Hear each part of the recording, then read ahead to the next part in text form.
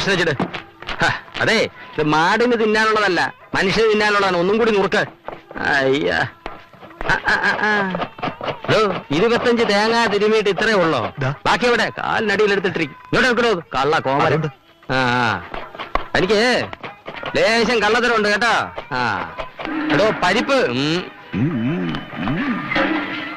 ചമലിന് കാച്ചു മേടിച്ചിട്ട് ഇതൊന്നിനും വായിക്കുന്നു.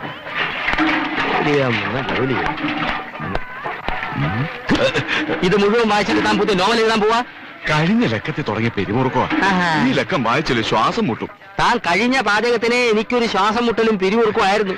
ഈ പോക്ക് പോവാണെങ്കിലേ അവസാനം താൻ പട്ടിണി കിടന്ന് പിരിമുറി ചത്തുപോകും. വായനൊക്കെ നിർത്തിട്ട് ഇതൊരു അടുപ്പത്ത് വെക്കണോ? പാചകത്തിന് കാശം പിടിച്ചിട്ട് കളിക്കാൻ വന്നിരിക്കുക.